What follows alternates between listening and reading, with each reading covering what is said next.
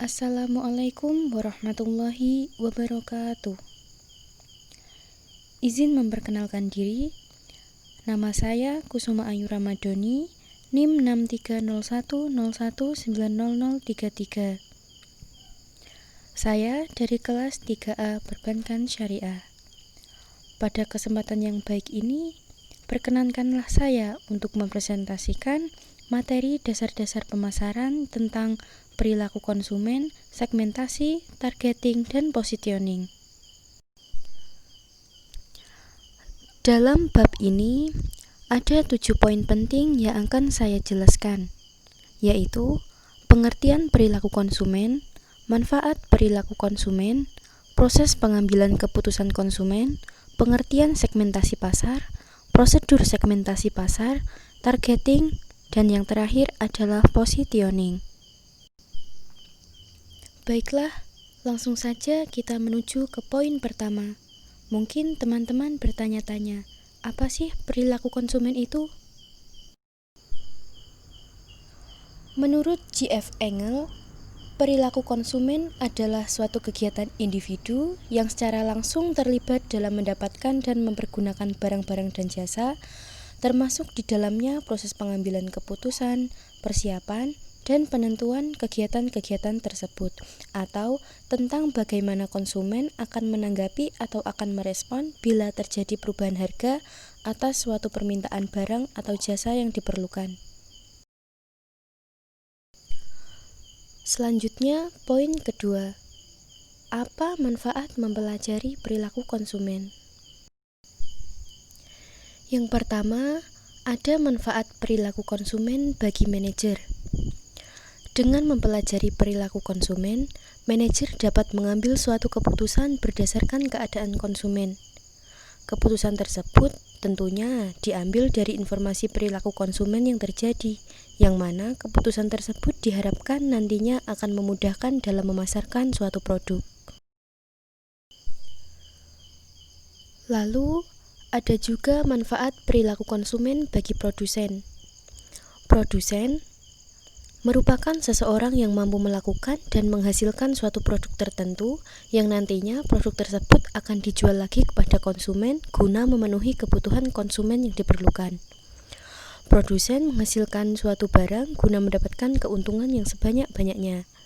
Guna mencapai tujuan tersebut, oleh karena itu, produsen harus mempelajari perilaku konsumen agar dapat mengetahui keadaan pasar dan konsumen itu sendiri. Nah, ada juga manfaat perilaku konsumen bagi birokrat. Birokrat harus mempelajari perilaku konsumen agar mudah dalam memenuhi kebutuhan kesejahteraan konsumen. Pemerintah dituntut untuk bisa menyejahterakan masyarakatnya. Dalam mencapai tujuan tersebut, tentunya pemerintah harus mengambil keputusan yang dilihat dari perilaku konsumen. Kemudian, manfaat perilaku konsumen bagi konsultan. Dengan mempelajari perilaku konsumen, konsultan dapat memahami kebutuhan konsumen sehingga konsultan mampu memberikan informasi, nasihat, dan solusi kepada perusahaan tentang bagaimana melakukan suatu keputusan. Dan yang terakhir adalah manfaat perilaku konsumen bagi peneliti. Penelitian dilakukan dalam upaya untuk mengumpulkan informasi mengenai karakteristik perilaku konsumen, sehingga pemasar akan lebih mengenal siapa konsumennya dan bagaimana perilaku mereka dalam mencari, menggunakan, dan membuang produk. Dalam hal ini, peneliti dapat membantu menganalisis keadaan yang dialami oleh konsumen. Poin ketiga dari materi perilaku konsumen, segmentasi, targeting, dan positioning adalah tentang proses pengambilan keputusan konsumen. Ada 5 tahapan dalam pengambilan keputusan konsumen. Yang pertama yaitu pengenalan kebutuhan. Proses pembelian oleh konsumen diawali sejak pembeli mengenali kebutuhan atau masalah. Yang kedua, pencarian informasi. Setelah konsumen yang terangsang kebutuhannya, konsumen akan terdorong untuk mencari informasi yang lebih banyak. Yang ketiga yaitu evaluasi alternatif. Evaluasi ini mencerminkan keyakinan dan sikap yang mempengaruhi perilaku pembelian mereka. Selanjutnya, keputusan pembelian. Dalam suatu kasus, konsumen bisa mengambil beberapa keputusan seperti merek, pemasok, jumlah, waktu pelaksanaan, dan metode pembayaran. Lalu yang terakhir adalah perilaku pasca pembelian. Setelah pembelian dilakukan, konsumen akan selalu siaga terhadap informasi yang mendukung keputusannya.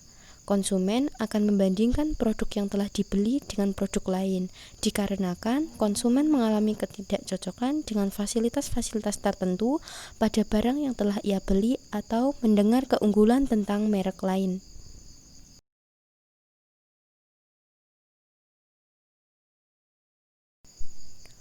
Poin selanjutnya adalah segmentasi pasar.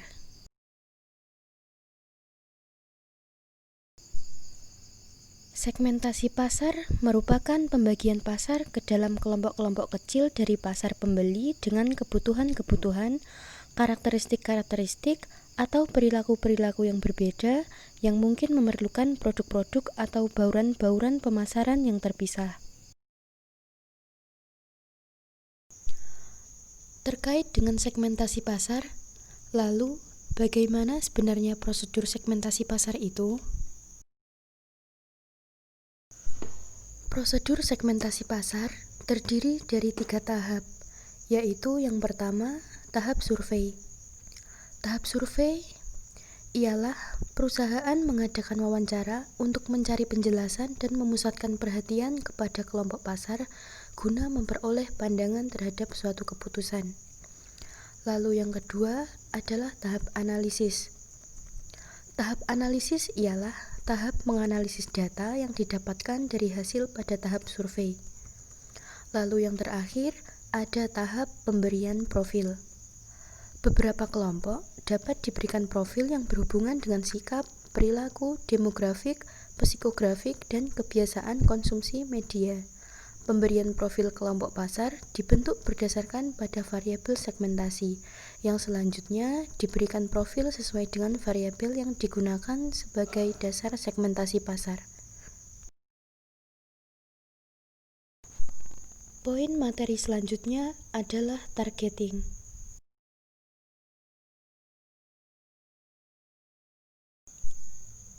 Targeting ialah suatu proses evaluasi dan proses pemilihan dari beberapa segmen pasar yang didapatkan dari hasil segmentasi atau persoalan bagaimana memilih, menyeleksi, dan menjangkau pasar. Poin yang terakhir ialah positioning. Positioning ialah suatu cara menempatkan produk yang kita buat terhadap pesaing dalam pikiran konsumen. Dalam kata lain, positioning dipakai untuk memenuhi keinginan konsumen dalam kategori lain atau cara pandang konsumen terhadap produk tersebut pada atribut yang paling penting, yang pada akhirnya akan menghasilkan citra positif atau citra negatif dari konsumen terhadap suatu produk. Demikian teman-teman penjelasan dari saya terkait dengan materi perilaku konsumen, segmentasi, targeting, dan positioning. Terima kasih atas perhatiannya, kurang lebihnya saya mohon maaf. Wassalamualaikum warahmatullahi wabarakatuh.